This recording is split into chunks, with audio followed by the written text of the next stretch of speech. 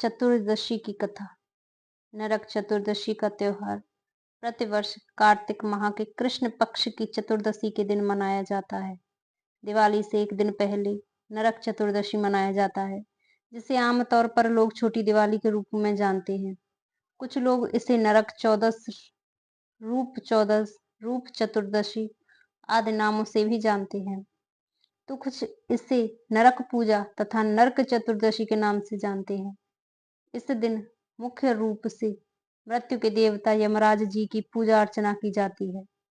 इस दिन यम का दीपक जलाया जाता है ताकि परिवार अकाल मृत्यु से बचा रहे। परिवार के सबसे बड़े सदस्य के माध्यम से दक्षिण दिशा में दीपक जलाने से यमराज जी घर में नहीं आते हैं। इस दिन यम का दीपक जलाने से आप नरक के कष्टों से भी बच सकते हैं, इसलिए इसे नरक निवारण चतुर्दशी भी कहा जाता है। इस दिन शाम के समय घर में यम का दीपक जलाने के साथ साथ दिवाली की तरह ही दिए जलाने का भी परंपरा है, इसलिए इसे छोटी दिवाली भी कहते हैं। इस दिन को काली चौदस भी कहा जाता है, जहाँ काली का अर्थ है अंधकार और चौदस का अर्थ है 14वां, क्योंकि यह कार्तिक या कृष्ण पक्ष के चंद्र माह के 14वें दिन मनाया जाता है। अब आइए जानते हैं नरक चतुर्दशी का महत्व। छोटी दिवाली की रात महाकाली की पूजा का भी विधान है, ताकि आप नकारात्मकता शक्तियों या बुरी आत्माओं के प्रभाव को दूर कर सकें। अधिकतर इस परंपरा को मानने वाले भक्त इस रात माता काली की पूजा करते हैं। कई हिंदू इस दिन अपने पापों से खुद को शुद्ध करने के लिए अभ्यंग स्नान करते हैं। कहा जाता है कि जो लोग इस दिन अभ्यंग स्नान करते हैं वे नरक जाने से बच जाते हैं। अभ्यंग यानी पूरे शरीर और सिर पर तिल या औषधीय तेलों से मालिश की जाती है और उसके बाद स्नान से पहले उद्वर्तन यानी उबटन लगाया जाता है। इसके बाद साफ कपड़े पहने जाते हैं। अब आइए श्रवण करते हैं नरक चतुर्दशी की कथा। पौराणिक कथा के अनुसार भगवान श्री कृष्ण अपनी 8 पत्नियों के साथ सुखपूर्वक द्वारका में रह रहे थे। एक दिन स्वर्गलोक के राजा देवराज इंद्र ने आकर उनसे प्रार्थना की, हे प्रभु, प्राग ज्योतिषपुर के दैत्यराज भौमासुर के अत्याचार से देवतागण त्राहि त्राहि कर रहे हैं। क्रूर भौमासुर ने वरुण का छत्र, आदित्य के कुंडल, देवताओं की मणि छीन ली है और वह त्रिलोकी विजयी हो गया है। देवराज इंद्र ने कहा, हे प्रभु, भौमासुर ने पृथ्वी के कई राजाओं और आमजनों की अति सुंदरी कन्याओं का हरण कर उन्हें अपने यहाँ बंदी गृह में डाल रखा है। कृपया आप हमें बचाइए प्रभु। इंद्र की प्रार्थना स्वीकार करके भगवान श्री कृष्ण अपनी प्रिय पत्नी देवी सत्यभामा को साथ लेकर गरुड़ पर सवार हो प्राग ज्योतिषपुर पहुंचे। वहां पहुंचकर भगवान श्री कृष्ण ने अपनी पत्नी सत्यभामा की सहायता से सबसे पहले मुर दैत्य सहित मुर के 6 पुत्र ताम्र, अंतरिक्ष, श्रवण, विभावस, नवष्ठना और अरुण का संहार किया। मुर दैत्य के वध हो जाने का समाचार सुन भौमासुर अपने अनेक सेनापतियों और दैत्यों की सेना को साथ लेकर युद्ध के लिए निकला। भौमासुर को स्त्री के हाथों मरने का श्राप था, इसलिए भगवान श्री कृष्ण ने अपनी पत्नी सत्यभामा को सारथी बनाया और घोर युद्ध के बाद अंत में भगवान श्री कृष्ण ने सत्यभामा की सहायता से उसका वध कर डाला। इस प्रकार भौमासुर को मारकर भगवान श्री कृष्ण ने उसके पुत्र भगदत्त को अभय दान देकर उसे प्राग ज्योतिष का राजा बना दिया। भौमासुर के द्वारा हरण कर लाई गई 16,100 कन्याओं को भगवान श्री कृष्ण ने मुक्त कर दिया। ये सभी अपहत नारियां थी या फिर भय के कारण उपहार में दी गई थी और किसी और माध्यम से उस नगर कारागार में लाई गई थी। वे सभी भौमासुर के द्वारा पीड़ित थी, दुखी थी, अपमानित, लांछित और कलंकित थी। सामाजिक मान्यताओं के चलते भौमासुर द्वारा बंधक बनकर रखी गई इन नारियों को कोई भी अपनाने को तैयार नहीं था। अब अंत में भगवान श्री कृष्ण ने सभी को आश्रय दिया। ऐसी स्थिति में उन सभी कन्याओं ने भगवान श्री कृष्ण को ही अपना सब कुछ मानते हुए उन्हें पति के रूप में स्वीकार किया। लेकिन भगवान श्री कृष्ण उन्हें इस तरह नहीं मानते थे। उन सभी को श्री कृष्ण अपने साथ द्वारकापुरी ले आए। वहां वे सभी कन्याएं स्वतंत्रता पूर्वक अपनी इच्छा अनुसार सम्मान पूर्वक द्वारका में रहती थी। वे सभी वहां भजन कीर्तन ईश्वर भक्ति आदि करके सुख पूर्वक रहती थी। द्वारका एक भव्य नगर था जहाँ सभी समाज और वर्ग के लोग रहते थे। भागवत पुराण में बताया गया है कि भौमासुर भूमि माता का पुत्र था।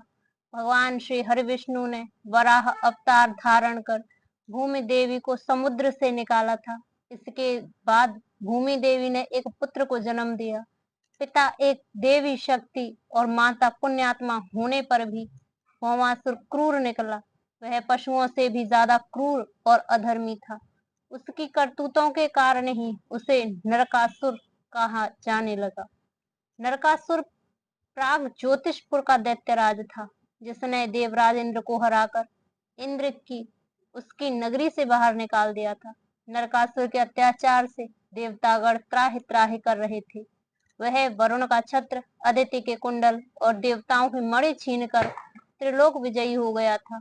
वह पृथ्वी की हजारों सुंदर कन्याओं का अपहरण कर उनको बंदी बनाकर उनका शोषण करता था। नरकासुर अपने मित्र मुर और मुर दैत्य के 6 पुत्र ताम्र, अंतरिक्ष, श्रवण, विभावसु, नभश्वान और अरुण के साथ रहता था।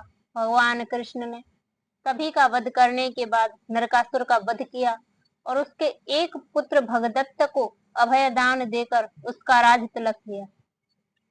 भगवान श्री कृष्ण ने कार्तिक मास के कृष्ण पक्ष की चतुर्दशी को नरकासुर का वध कर दिया था। इसी दिन की याद में दीपावली के ठीक एक दिन पहले नरक चतुर्दशी मनाई जाती है। मान्यता है कि नरकासुर की मृत्यु होने से उस दिन शुभ आत्माओं को मुक्ति मिली थी। नरक चौदस के दिन प्रातः काल में सूर्योदय से पूर्व उबटन लगाकर नीम खिचड़ी जैसे कड़वे पत्ते डाले गए जल से स्नान अत्याधिक महत्व है। इस दिन सूर्यास्त के पश्चात लोग अपने घरों के दरवाजों पर 14 दिए जलाते हैं, दक्षिण दिशा में उनका मुख करके रखते हैं तथा पूजा पाठ करते हैं। अब आइए श्रवण करते हैं पंडित और यमदूत की कथा। एक समय की बात है, एक बहुत ही ज्ञानी पंडित था। वह अपने एक बचपन के घनिष्ठ मित्र से मिलने के लिए किसी दूसरे गांव जा रहा था, जो कि बचपन से ही गूंगा व एक पैर से अपाहिज था। उसका गांव काफी दूर था और रास्ते में कई और छोटे छोटे गांव भी पड़ते थे। पंडित अपनी धुन में चला जा रहा था कि रास्ते में उसे एक आदमी मिल गया, जो दिखने में बड़ा ही हष्ट पुष्ट था। वह भी पंडित के साथ ही चलने लगा। पंडित ने सोचा कि चलो अच्छा है, साथ साथ चलने से रास्ता जल्दी कट जाएगा। पंडित ने उस आदमी से उसका नाम पूछा तो उस आदमी ने अपना नाम महाकाल बताया। पंडित को ये नाम बड़ा अजीब लगा, लेकिन उसने नाम के विषय में और कुछ पूछना उचित नहीं समझा। दोनों धीरे धीरे चलते रहे। तभी रास्ते में एक गांव आया। महाकाल ने पंडित से कहा, तुम आगे चलो, मुझे इस गांव में एक संदेशा देना है, मैं तुमसे आगे मिलता हूँ। ठीक है कहकर पंडित अपनी धुन में चलता रहा। तभी एक भैंसे ने एक आदमी को मार दिया और जैसे ही भैंसे ने आदमी को मारा, लगभग तुरंत ही महाकाल वापस पंडित के पास पहुंच गया। चलते चलते दोनों एक दूसरे गांव के बाहर पहुंचे, जहाँ एक छोटा सा मंदिर था। ठहरने की व्यवस्था ठीक लग रही थी और क्योंकि पंडित के मित्र का गांव अभी काफी दूर था, साथ ही रात्रि होने वाली थी, तो पंडित ने कहा, रात्रि होने वाली है, पूरा दिन चले हैं, थकावट भी बहुत हो चुकी है, इसलिए आज की रात हम इसी मंदिर में रुक जाते हैं। पंडित ने कहा, भूख भी लग रही है, तो भोजन भी कर लेते हैं और थोड़ा विश्राम करके सुबह फिर से प्रस्थान करेंगे। महाकाल ने जवाब दिया, ठीक है, लेकिन मुझे इस गांव में किसी को कुछ सामान देना है, मैं उसे देकर आता हूँ, तब तक तुम भोजन कर लो, मैं बाद में खा लूंगा। इतना कहकर वह चला गया। लेकिन उसके जाते ही कुछ देर बाद उस गांव में धुआं उठना शुरू हुआ और धीरे धीरे पूरे गांव में आग लग गई। पंडित को आश्चर्य हुआ। उसने मन ही मन सोचा कि जहां भी ये महाकाल जाता है, वहां किसी न किसी तरह की हानि क्यों हो जाती है, लेकिन उसने महाकाल से रात्रि में इस बात का कोई जिक्र नहीं किया। सुबह दोनों ने फिर से अपने गंतव्य की ओर चलना शुरू किया। कुछ देर बाद एक और गांव आया और महाकाल ने फिर से पंडित से कहा कि पंडित जी, आप आगे चलो, मुझे इस गांव में भी कुछ काम है, इसलिए मैं आपसे आगे मिलता हूँ। इतना कहकर महाकाल जाने लगा, लेकिन इस बार पंडित आगे नहीं बढ़ा, बल्कि खड़े होकर महाकाल को देखता रहा कि वह कहाँ जाता है और क्या करता है। तभी लोगों की आवाजें सुनाई देने लगी कि एक आदमी को सांप ने डस लिया है, उस व्यक्ति की मृत्यु हो गई है। ठीक उसी समय महाकाल फिर से पंडित के पास पहुंच गया, लेकिन इस बार पंडित को सहन न हुआ। उसने महाकाल से पूछ ही लिया कि तुम जिस गांव में भी जाते हो वहां कोई ना कोई नुकसान हो ही जाता है, क्या तुम मुझे बता सकते हो कि आखिर ऐसा क्यों होता है? महाकाल ने जवाब दिया, पंडित जी, आप मुझे बड़े ज्ञानी मालूम पड़े थे, इसलिए मैं आपके साथ चलने लगा था, क्योंकि ज्ञानियों का संग हमेशा अच्छा होता है। लेकिन क्या सचमुच आप अभी तक नहीं समझे कि मैं कौन हूँ? पंडित ने कहा, मैं समझ तो चुका हूँ, लेकिन कुछ शंका है, इसलिए यदि आप ही अपना उपयुक्त परिचय दे दें तो मेरे लिए आसानी होगी। महाकाल ने जवाब दिया कि मैं यमदूत हूँ और यमराज की आज्ञा से उन लोगों के प्राण हरण करता हूँ जिनकी आयु पूर्ण हो चुकी है। हालांकि पंडित को पहले से ही इसी बात की शंका थी, फिर भी महाकाल के मुंह से ये बात सुनकर पंडित थोड़ा घबरा गया, लेकिन फिर हिम्मत करके पूछा कि अगर ऐसी बात है और सचमुच ही यमदूत हो तो बताओ, अगली मृत्यु किसकी है? यमदूत ने जवाब दिया कि अगली मृत्यु तुम्हारे उसी मित्र की है जिससे तुम मिलने जा रहे हो, और उसकी मृत्यु का कारण भी तुम ही बनोगे। ये बात सुनकर पंडित ठिठक गया और बड़े धर्म संकट में पड़ गया कि यदि सच में वह महाकाल एक यमदूत हुआ तो उसकी बात सही होगी और उसके कारण मेरे बचपन के सबसे घनिष्ठ मित्र की मृत्यु हो जाएगी। इसलिए बेहतर यही है कि मैं अपने मित्र से मिलने ही न जाऊं, कम से कम मैं तो उसकी मृत्यु का कारण नहीं बनूंगा। तभी महाकाल ने कहा कि तुम तो सोच रहे हो वो मुझे भी पता है, लेकिन तुम्हारे अपने मित्र से मिलने न जाने के विचार से नियति नहीं बदल सकती।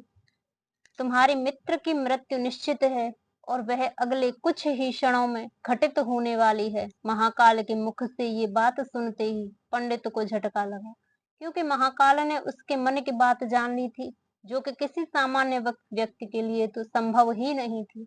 तत्पश्चात पंडित को विश्वास हो गया था कि महाकाल सचमुच यमदूत ही है, इसलिए वह अपने मित्र को मृत्यु का कारण न बने, इसलिए वह तुरंत पीछे मुड़ा और फिर से अपने गांव की तरफ लौटने लगा। परंतु जैसे ही वह मुड़ा, सामने से उसे उसका मित्र उसी की ओर तेजी से आता हुआ दिखाई दिया, जो कि पंडित को देखकर अत्यधिक प्रसन्न लग रहा था।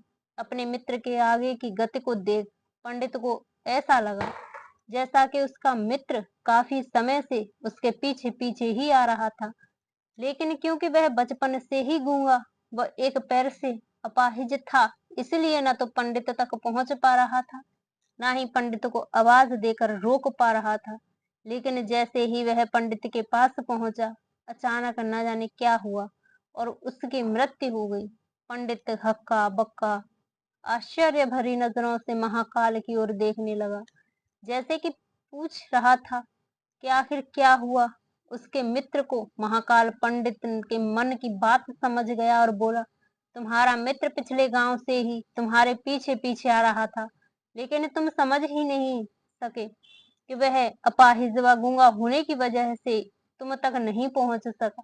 उसने अपनी सारी ताकत लगाकर तुम तक पहुंचने की कोशिश की, लेकिन बुढ़ापे में बचपन जैसी शक्ति नहीं होती शरीर में, इसलिए हृदय घात की वजह से तुम्हारे मित्र की मृत्यु हो गई और उसकी वजह हो तुम, क्योंकि वह तुमसे मिलने हेतु अर्थात तुम तक पहुंचने के लिए ही अपनी सीमाओं को लांघते हुए तुम्हारे पीछे भाग रहा था।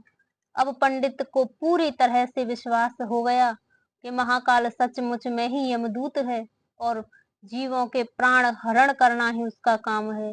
क्योंकि पंडित एक ज्ञानी व्यक्ति था और जानता था कि मृत्यु पर किसी का कोई बस नहीं चल सकता, और सभी को एक न एक दिन मरना ही है, इसलिए उसने जल्दी ही अपने आप को संभाल लिया। लेकिन सहसा ही उसके मन में अपनी स्वयं की मृत्यु के बारे में जानने की उत्सुकता हुई। इसलिए उसने महाकाल से पूछा, अगर मृत्यु मेरे मित्र की होनी थी तो तुम शुरू से ही मेरे साथ क्यों चल रहे थे? महाकाल ने जवाब दिया, मैं तो सभी के साथ चलता हूँ और हर क्षण चलता रहूंगा। केवल लोग मुझे पहचान नहीं पाते, क्योंकि लोगों के पास अपनी समस्याओं के अलावा किसी और व्यक्ति, वस्तु या घटना के संदर्भ में सोचने या उसे देखने समझने का समय ही नहीं है। पंडित ने आगे पूछा, तो क्या तुम बता सकते हो कि मेरी मृत्यु कब और कैसे होगी? महाकाल ने कहा, हालांकि किसी भी सामान्य जीव के लिए ये जानना उपयुक्त नहीं है, क्योंकि कोई भी जीव अपनी मृत्यु के संदर्भ में जानकर व्यथित ही होता है। लेकिन तुम ज्ञानी व्यक्ति हो और अपने मित्र के मृत्यु को जितनी आसानी से तुमने स्वीकार कर लिया है, उसे देख मुझे ये लगता है कि तुम अपनी मृत्यु के बारे में जानकर भी व्यथित नहीं होगे। तो तुम्हारी मृत्यु आज से ठीक 6 माह बाद आज ही के दिन, लेकिन किसी दूसरे राजा के राज्य में फांसी लगने से होगी। और आश्चर्य की बात यह है कि तुम स्वयं खुशी से फांसी को स्वीकार करोगे। इतना कहकर महाकाल जाने लगा, क्योंकि अब उसके पास पंडित के साथ चलते रहने का कोई कारण नहीं था। पंडित ने अपने मित्र का यथास्थित जो भी कर्म कांड संभव था किया और फिर से अपने गांव लौट आया। लेकिन कोई व्यक्ति चाहे जितना भी ज्ञानी क्यों ना हो, अपने मृत्यु के संदर्भ में जानने के बाद कुछ तो व्यथित होता ही है और उस मृत्यु से बचने के लिए कुछ ना कुछ तो करता ही है। पंडित ने भी वही किया। चूंकि पंडित विद्वान था, इसलिए उसकी ख्याति उसके राज्य के राजा तक थी। उसने सोचा कि राजा के पास तो कई ज्ञानी मंत्री होते हैं और वे उसकी इस मृत्यु से संबंधित समस्या का भी कोई ना कोई समाधान तो निकालते ही होंगे। इसलिए वह पंडित राजा के दरबार में पहुंचा और राजा को सारी बात बताई। राजा ने पंडित की समस्या को अपने मंत्रियों के साथ बांटा, उनसे सलाह मांगी। अंत में कब सभी की सलाह से ये तय हुआ कि यदि पंडित की बात सही है तो जरूर उसकी मृत्यु 6 महीने बाद होगी। लेकिन मृत्यु तब होगी जबकि वह किसी दूसरे राज्य में जाएगा। यदि वह किसी दूसरे राज्य में जाए ही ना तो मृत्यु नहीं होगी। ये सलाह राजा को भी उपयुक्त लगी, इसलिए उसने पंडित के लिए महल में ही रहने हेतु उपयुक्त व्यवस्था करवा दी। अब राजा की आज्ञा के बिना कोई भी व्यक्ति उस पंडित से नहीं मिल सकता था, लेकिन स्वयं पंडित कहीं भी आ जा सकता था, ताकि उसे ये ना लगे कि राजा की कैद में है। हालांकि वह स्वयं ही डर के मारे कहीं जाता आता नहीं था। धीरे धीरे पंडित की मृत्यु का समय नजदीक आने लगा और अंत में वह दिन में भी आ गया जब पंडित की मृत्यु होनी थी।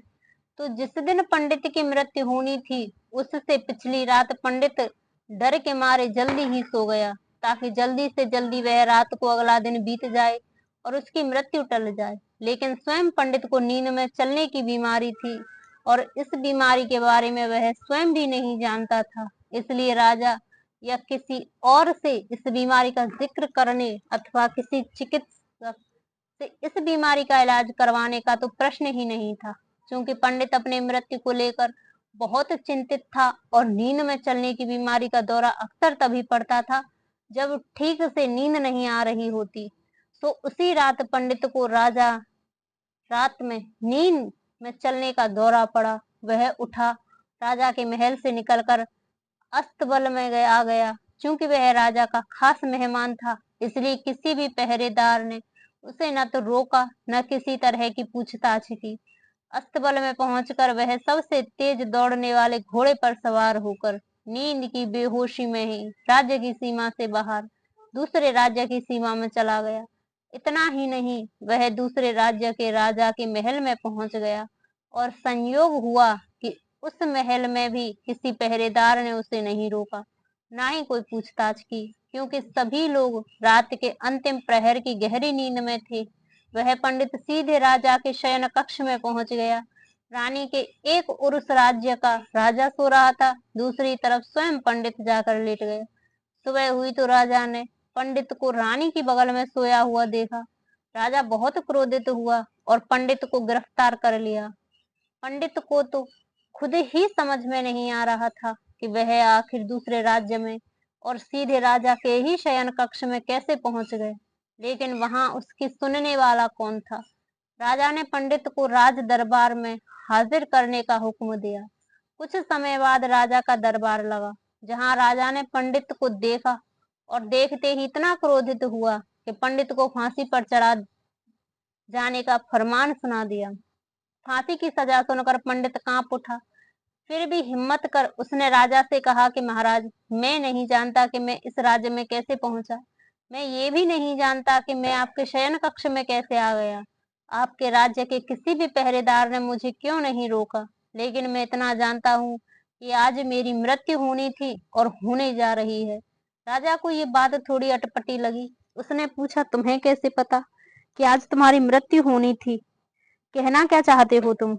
राजा के सवाल के जवाब में पंडित ने पिछले 6 महीनों की पूरी कहानी बता दी और कहा कि महाराज, मेरा क्या, किसी भी सामान्य व्यक्ति का इतना साहस कैसे हो सकता है कि वह राजा की उपस्थिति में राजा के ही कक्ष में रानी के बगल में सो जाए। ये तो सरासर आत्महत्या ही होगी और मैं दूसरे राज्य से इस राज्य में आत्महत्या करने क्यों आऊंगा। राजा को पंडित की बात थोड़ी उपयुक्त लगी, लेकिन राजा ने सोचा कि शायद वह पंडित मृत्यु से बचने के लिए ही महाकाल और अपनी मृत्यु की भविष्यवाणी का बहाना बना रहा है। इसलिए उसने पंडित से कहा कि यदि तुम्हारी बात सत्य है और आज तुम्हारी मृत्यु का दिन है, जैसा कि महाकाल ने तुमसे कहा है, तो तुम्हारी मृत्यु का कारण मैं नहीं बनूंगा। लेकिन यदि तुम झूठ बोल रहे हो तो निश्चित ही आज तुम्हारी मृत्यु का दिन है। चूंकि पड़ोसी राज्य का राजा उसका मित्र था, इसलिए उसने तुरंत कुछ सिपाहियों के साथ दूसरे राज्य के राजा के पास पत्र भेजा और पंडित की बात की सत्यता का प्रमाण मांगा। शाम तक भेजे गए सैनिक फिर से लौटे और उन्होंने आकर बताया कि महाराज, पंडित जो कह रहा है वह सच है। दूसरे राज्य के राजा ने पंडित को अपने महल में ही रहने की संपूर्ण व्यवस्था दे रखी थी और पिछले 6 महीने से ये पंडित राजा का मेहमान था। कल रात राजा स्वयं इससे अंतिम बार इसके शयन कक्ष में मिले थे और इसके बाद से ये इस राज्य में कैसे पहुंच गया, इसकी जानकारी किसी को भी नहीं है। इसलिए उस राज्य के राजा के अनुसार पंडित को फांसी की सजा दिया जाना उचित नहीं है। लेकिन अब राजा के लिए एक नई समस्या आ गई, क्योंकि उसने बिना पूरी बात जाने ही पंडित को फांसी की सजा सुना दी थी। इसलिए अब यदि पंडित को फांसी न दी जाए तो राजा के कथन का अपमान हो, और यदि राजा द्वारा दी गई सजा का मान रखा जाए तो पंडित को बेवजह मृत्यु हो जाए। राजा ने अपनी इस समस्या का जिक्र अपने अन्य मंत्रियों से किया और सभी मंत्रियों ने आपस में चर्चा कर से ये सुझाव दिया कि महाराज, आप पंडित को कच्चे सूत के एक धागे से फांसी लगवा दें। इससे आपके वचन का मान भी रहेगा और कच्चे सूत के धागे से लगी फांसी से पंडित की मृत्यु भी नहीं होगी, जिससे उसके प्राण भी बच जाएंगे। राजा का ये विचार उपयुक्त लगा और उसने ऐसा ही आदेश सुनाया। पंडित के लिए सूत के धागे का फांसी का फंदा बनाया गया। नियम के अनुसार पंडित को फांसी पर चढ़ाया जाने लगा। सभी खुश थे कि ना तो पंडित मरेगा, ना ही राजा का वचन झूठा पड़ेगा। पंडित को भी विश्वास था कि सूत के धागे से तो उसकी मृत्यु नहीं होगी, इसलिए वह भी खुशी खुशी फांसी चढ़ने को तैयार था, जैसा कि महाकाल ने उसे कहा था। लेकिन जैसे ही पंडित को फांसी दी गई, सूत का धागा तो टूट गया, लेकिन टूटने से पहले उसने अपना काम कर दिया। पंडित के गले की नस कट चुकी थी उस सूत के धागे से, और पंडित जमीन पर पड़ा तड़प रहा था। हर एक धड़कन के साथ उसके गले से खून की फुहार निकल रही थी और देखते ही देखते कुछ क्षणों में पंडित का शरीर पूरी तरह से शांत हो गया। सभी लोग आश्चर्यचकित हक्के बक्के से पंडित को मरते हुए देखते रहे। किसी को विश्वास नहीं हो रहा था कि एक कमजोर से सूत के धागे से किसी की मृत्यु हो सकती है। लेकिन घटना घट चुकी थी। नियति ने अपना काम कर दिया था। जो होना होता है वह होकर ही रहता है। हम चाहे जितनी सावधानियां बरतें या चाहे जितने उपाय कर लें, लेकिन हर घटना और उस घटना का सारा ताना बाना पहले से ही निश्चित है, जिसे हर रत्ती भर भी इधर उधर नहीं कर सकते। इसलिए ईश्वर ने हमें भविष्य जानने की क्षमता नहीं दी है, ताकि हम अपने जीवन को ज्यादा बेहतर तरीके से जी सकें। हर हर महादेव।